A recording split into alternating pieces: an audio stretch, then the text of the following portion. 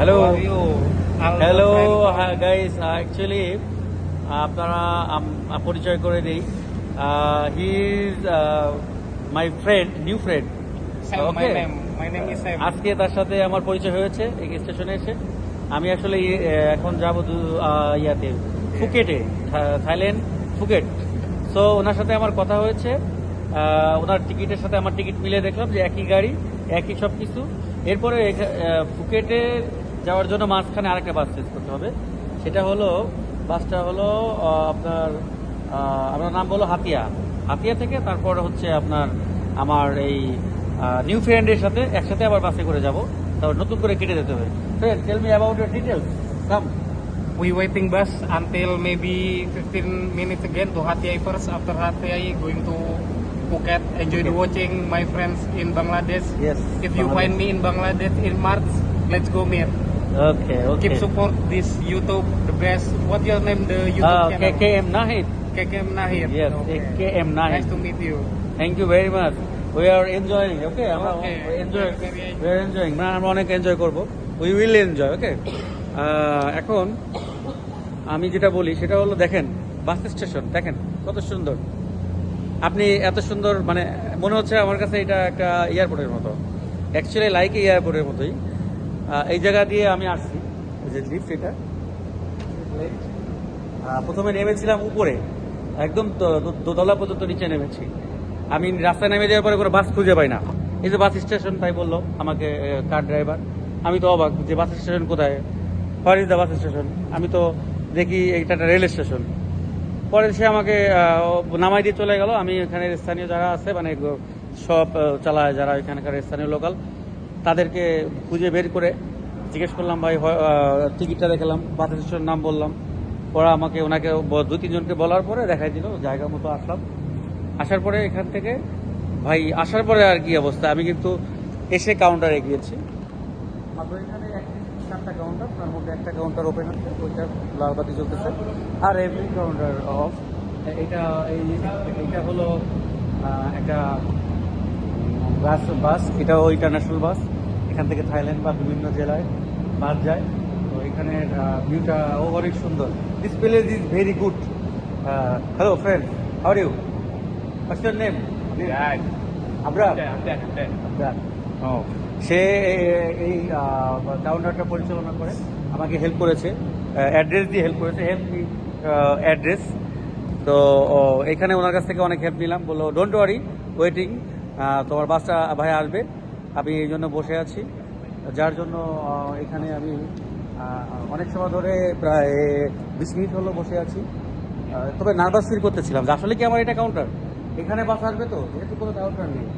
তো আপনারা যদি থাইল্যান্ড যান, তাহলে অনলাইনের মাধ্যমে বা যে কোনো এজেন্সির মাধ্যমে কাটতে পারবেন। অনলাইনে কেটে ঠিক কুয়ালালামপুর শহরে থাকলে এখানে আপনার আসতে ইন্টারন্যাশনাল। আপনি সেটা থাইল্যান্ড যান, আপনি এখান থেকে যে দেশেই যান, যে দেশগুলো আপনাকে নিবে, সিঙ্গাপুরে যান, এখান থেকে আপনার যেতে হবে। সুন্দর রেস্টুরেন্ট, এখান থেকে আসবে, বাসগুলো আসার পরে আপনাকে রিসিভ করে ঠিক আপনাকে ইয়াতে নিয়ে যাবে। তো আমি আসলে এই পরিবেশ দেখে খুব অবাক হচ্ছি যে কত সুন্দর পরিবেশ। কেউ কেউ ডাকে না যে ভাই যে বাসে যাবেন, ওঠেন, কোথায় যাবেন, চলেন। রিক্সা থেকেও টেনে নিয়ে যায় না যে ভাই আসেন, চলেন বাসে চলেন, কক্সবাজার যাবেন, ইসে যাবেন, ইন্ডিয়া যাবেন। নো, এখানে এই সুযোগ নাই। এখানে আপনি টাইম অনুযায়ী আপনার বাস আসবে, টাইম অনুযায়ী আপনার বাস আবার চলে যাবে। আপনাকে অত খুঁজবে না তারা, তার মতো করে চলে যাবে। আপনি খুঁজে নিতে হবে তাকে, বাস খুঁজতে হবে, বাসের সুপারভাইজারকে খুঁজতে হবে। তাদের প্যাসেঞ্জার হইলেও ভালো, না হইলেও ভালো, তাদের সিস্টেমটা এইটা, তাদের সভ্য সিস্টেম, কোনো সমস্যা নেই। তো দ্যাটস ওয়াই সবাই কিন্তু ধারণা দিলে, কিন্তু আমি আসলে এই ধারণাটা নিতে কিন্তু আমার অনেক কষ্ট হয়েছে। সবার কাছে জিজ্ঞেস করা লাগছে, অনেক নার্ভাস হয়েছে, ব্রেনের নষ্ট হয়েছে।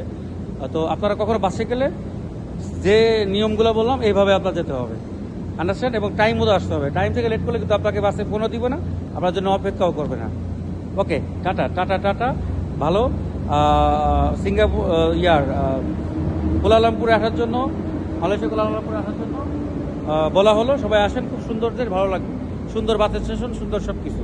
এবং আমিও আরেকটা কথা বলি, আমি কেন করলাম, একটা বাস এটা আমার বাস না। তো আমার বাস এখন আসেনি, আসবে। আর একটা কথা যেটা আমি বললাম, ইয়েস ইয়েস, নো আওয়ার বাস, ওকে। তো এখন আমি যেটা বলতে চাচ্ছি সেটা হলো লাগেজ অ্যাকচুয়ালি আজকে বিমান ভাড়া ছিল প্রায় ফুকেটে গেলে 30,000 টাকা ছিল কাল ইমার্জেন্সিভাবে একদিন আগে কাটতে। মিনিমাম আপনি ইয়ারে যেতে চাইলে 10 দিন বা 5 দিন আগে আপনার টিকিট কাটতে হবে। ফুকেটে ভাড়া বেশিটাই না ইয়ারে, যেহেতু ওইখানে অনেক টুরিস্ট যাচ্ছে এখন। ফুকেটটা বেশি সুন্দর তো থাইল্যান্ডের, এই জন্য ওইখানে মানুষ যায়, খুব সুন্দর পরিবেশ। আর একটা ইস্যু হলো আপনি দেখেন অনেকে এখন নামতেছে এখানে স্টেশনে, বিভিন্ন জেলা থেকে বিভিন্ন দেশ থেকে এসে এখানে নামলো, নেমে এখন এখান থেকে চলে যাবে। কত সুন্দর সিস্টেম, কোনো জ্যাম নাই, একদম জ্যাম ছাড়া এলাকা, কোনো জ্যাম নেই, জ্যাম ছাড়া স্পেস। তো আমি যেটা বললাম লাগেজের কথাটা, তো আমি এই লাগেজটা নিতে গেলে ধরেন আর আপনার ইয়াতে মিনিমাম আপনার 5,000 টাকা ইয়ার থেকে 4-5,000 টাকা আমার দিতে হতো অতিরিক্ত। আর প্লেন ভাড়া তো আছে 20,000 টাকা। সুতরাং আমি চিন্তা করছি ভিউও দেখতে যাই, ন্যাচারাল ভিউ, সাথে বাস এক্সপিরিয়েন্সটা হয়ে গেল, দেশে কেমন বাস চলে, সব কিছু মিলে আমি আমার টাকাও সেভ করলাম, ভিউটাও নিতে চাচ্ছি, আবার আমার লাগেজের টাকাও সেভ হলো। তো আপনারা বাস জার্নি করবে, সমস্যা নাই। তবে আমার বাস জার্নি আজকে ধরে রাখেন 16 ঘন্টা, অলমোস্ট 16 ঘন্টা। এই দেশ থেকে হাতিয়া পর্যন্ত যেতে, কুয়ালালামপুর থেকে হাতিয়া পর্যন্ত যেতে আমার মিনিমাম আপনার 11-12 ঘন্টা লাগবে, ওইখান থেকে 4-5 ঘন্টা ফুকেট। তো প্রায় 16 ঘন্টা প্লাস। Thank you, tata.